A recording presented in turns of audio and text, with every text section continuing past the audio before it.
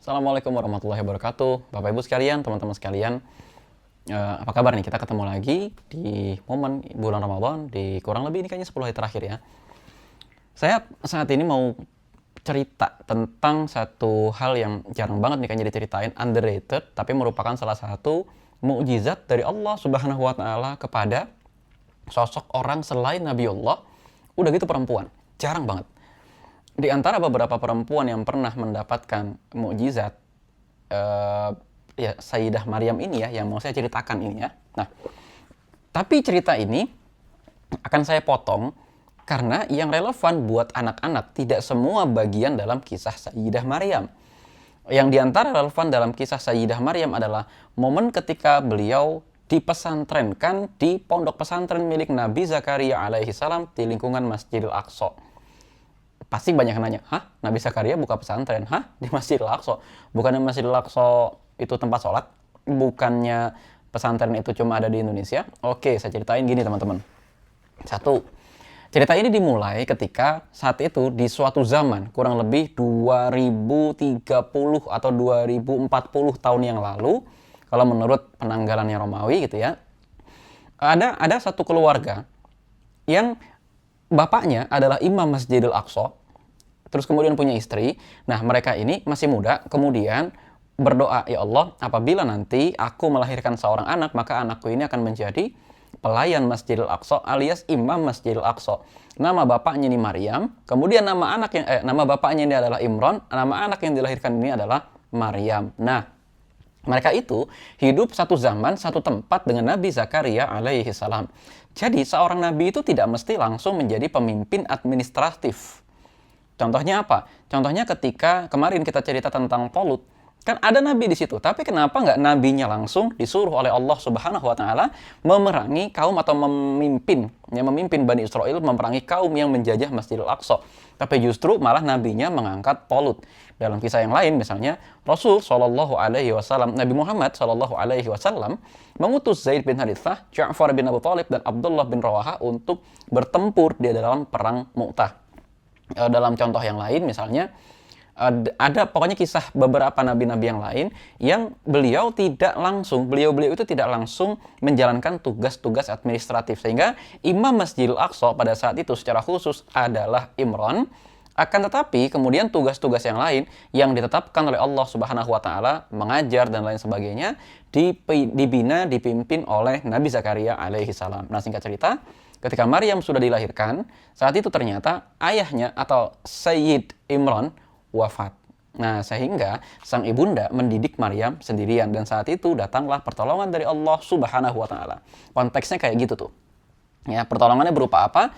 Jadi, pada saat itu Nabi Zakaria alaihi salam juga punya lembaga atau Masjidil Aqsa pada saat itu, ketika di bawah pimpinan sementara dari Nabi Zakaria alaihi salam, tentu digunakan untuk membina umat, dan salah satu bentuk pembinaannya adalah membentuk satu lokus-lokus madrasah tempat mengajari Bani Israel itu Taurat. Nah, salah satu murid istimewanya adalah Sayyidah Maryam. Ini juga bukti bahwa dalam Islam perempuan juga harus belajar dong. Perempuan juga apalagi ya harus mempelajari isi kitab suci. Kalau di zaman Nabi Zakaria alaihi salam adalah Taurat, di zaman kita adalah Al-Qur'an. Oke, setelah itu apa yang terjadi? Ini menariknya. Ya. Fataqabbalaha rabbuha biqabulin hasanin wa ambataha nabatan hasana. Jadi saat itu Sayyidah Maryam dikatakan oleh Allah Subhanahu wa taala wa ambataha nabatan hasana. Dan kami jamin pertumbuhannya dengan pertumbuhan yang baik. Artinya ketika kita punya anak, kita doa kepada Allah, ya Allah, dengan segala kelemahanku, bantulah aku membesarkan anak ini, aku titipkan anak ini kepadamu, ya Allah. Gitu ya. Lalu kemudian, wa kaffalaha Zakaria, kullama dakhala 'alaiha Zakaria al-mihraba, wajadaha indaha rizqa. Ketika Nabi Zakaria alaihi salam meletakkan Maryam atau menempatkan Maryam dalam sebuah ruang, dalam sebuah kamar yang ada dalam Masjidil Aqsa, kamar khususnya Sayyidah Maryam, ternyata Sayyidah Maryam alaihi salam suatu ketika ditengok oleh Nabi Zakaria. Beliau kaget, namanya kayak di pondok pesantren itu kan makanan itu terbatas ya. Kita ngontrol, oh ya menunya hari ini ada buah, silakan kalau bisa bawa buah, bawa dari kantin gitu ya. Dan barang-barang yang dibeli di kantin pun kita tahu, oh jualannya ini kan ada satuan keamanan gitu ya. Misalnya yang dijual di kantin hanya pisang dan jeruk.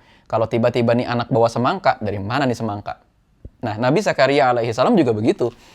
Tahu nih Nabi Zakaria itu memberikan makanan kepada Sayyidah Maryam tuh cuma A, B, C, D. Tapi kenapa tiba-tiba di dalam mihrabnya Maryam atau di dalam kamarnya Maryam itu ada sesuatu yang tidak diberikan oleh Nabi Zakaria? Ditanya oleh Nabi Zakaria, "Nak, dari mana ini makanan?" Pertanyaannya bukan pertanyaan curiga, tapi lebih kepada pertanyaan, loh kan nggak ada apa-apa nih di sini, kecuali aku yang memberikanmu makanan. Maka kata Maryam, ini adalah rizki dari Allah Subhanahu wa Ta'ala. Di sini nih menariknya nih, buat anak-anak kita yang ada di pondok pesantren atau buat kita yang menjadi pengajar di pondok pesantren, buat mungkin teman-teman yang lain ya yang masih gamang anak saya dibawa ke pesantren apa enggak ya. Oke. Ada beberapa ibroh dari sini. Tentu saja seperti biasa, yang pertama bukan buat anaknya dulu nih. Tapi sebelum menceritakan kisah ini kepada anak-anak kita untuk menguatkan mereka ke pondok pesantren, ingat privilege yang disediakan oleh keluarga Maryam.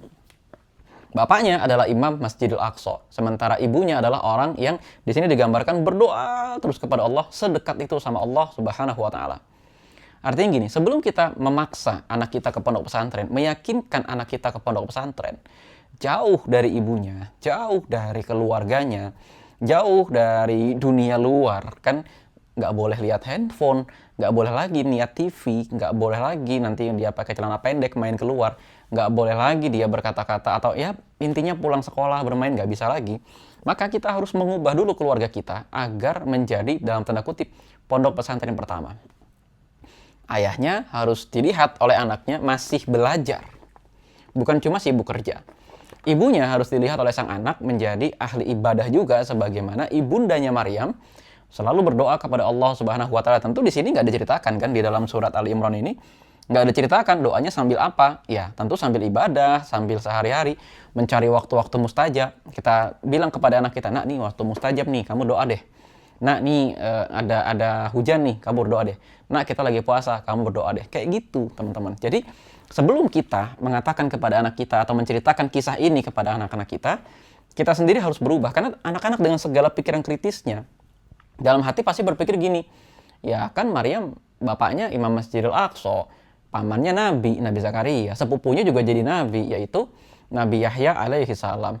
Terus ibunya juga orang soleh lah, aku. Kan? Pasti begitu. Ibuku aja kurang menjaga aurat, baca Quran aja masih terbata-bata. Nanti anak-anak pasti akan berpikir kritis. Oke, nggak apa-apa, kita sebagai orang tua masih belajar. Tapi kita juga harus memperlihatkan kepada anak kita teguhnya kita belajar, terutama sebagai ayah. Kita harus memperlihatkan di depan anak-anak kita bahwa kita adalah orang yang abid, ahli ibadah. Yang kedua, seorang alim, ahli ilmu. Belajar aja dulu gitu loh. Wah enak kok anak pondok nih, keluarga lain kan anak pondok. Sementara saya punya anak dalam kondisi saya jangankan mondok, ngaji aja di YouTube. Nggak apa-apa teman-teman sekalian. Tunjukkan di hadapan anak kita bahwa kita tuh lagi baca buku. Tunjukkan di hadapan anak kita bahwa kita sedang membaca Al-Quran. Tunjukkan di depan anak kita bahwa kita kalau diskusi sama istri, diskusi sama suami, ya diskusinya ilmu gitu loh. Nah, yang kedua, barulah kita meyakinkan anak kita. Nah, kalau kamu nanti ke pondok pesantren, percaya aja sama Allah, insya Allah kehidupan kamu nanti ditanggung oleh Allah Subhanahu wa Ta'ala. Kamu mau teman yang baik, insya Allah akan disediakan oleh Allah Subhanahu wa Ta'ala selama kamu juga baik. Kalau kamu nanti takut, gak bisa makan ini, gak bisa makan itu, insya Allah makanan yang ada di pondok pesantren itu akan dibikin berkah dari Allah, karena makanan itu yang kita cari. Yang pertama bukan enaknya, tapi berkahnya. Itu dulu kita yakinkan kepada anak-anak. Yang kedua, wah nanti takut ini kesepian, begini begitu. Percaya deh, di pesantren itu kita nggak akan sempat ngerasain kesepian. Karena apa? Temennya banyak. Dan capek, sibuk banget di pesantren itu. Sibuk. Dari jam 4 pagi sampai jam 12 malam kegiatan itu ada. Ya, ada. Bahkan tidur aja itu sebuah kegiatan loh. Artinya nanti jam 2:30 dibangunin atau jam 3:30 dibangunin. Dia harus sholat qiyamul lail ini itu dan lain-lain sebagainya. Sibuk di pondok pesantren itu sibuk. Ya. Maka ya Bapak Ibu sekalian, ceritakan kisah ini kepada anak-anak untuk meyakinkan dia bahwa kehidupan di pondok pesantren itu akan banyak sekali pertolongan dari Allah Subhanahu wa Ta'ala, yang syaratnya adalah kita harus memposisikan rumah kita sebagai rumahnya seorang ahli ibadah, sehingga anak kita itu udah biasa. Dia nanti bangunin sholat qiyamul lail di pondok pesantren nggak menggerutu. dia nanti dipaksa sholat berjamaah bareng-bareng sama teman-teman ya kan. Di pesantren itu bahkan di beberapa pondok ya, kalau si anak ini mengaku haid, maka akan ada petugas khusus yang ngecek sampai, mohon maaf ya, ngecek sampai ke pembalutnya, karena banyak yang berdusta gitu loh. Karena gini nih, banyak kejadiannya pada pesantren kan, haid itu kurang lebih antara 3 minggu sampai 5 minggu sekali gitu kan, tergantung tergantung kondisi reproduksinya masing-masing. Nah, kok ini anak belum ada 3 minggu atau belum ada sebulan, bilangnya udah haid lagi gitu loh. Bilangnya udah haid lagi, ini gimana? Nah, maka nanti biasanya ada petugas tuh. Ya, dan untuk membiasakan itu semua, itu kan poinnya adalah kejujuran. Nah, Maryam kan di sini ditanya kejujurannya oleh Nabi Zakaria alaihi salam. Dari mana nih nak ini makanan ini? Nah, Maryam menjawab, ini adalah rezeki dari Allah Subhanahu wa taala. Artinya dia menjawab dengan jujur. Kunci untuk bertahan hidup pesantren adalah kejujuran, yang mana kejujuran itu adalah mata uang yang harus ada di rumah. Nah, Bapak Ibu sekalian, ini dia kisah Sayyidah Maryam yang menarik sekali untuk kita ceritakan kepada anak-anak yang mungkin sedang mengalami dilema di sekolahnya, sedang mengalami kekurang nyamanan di sekolahnya. Assalamualaikum warahmatullahi wabarakatuh.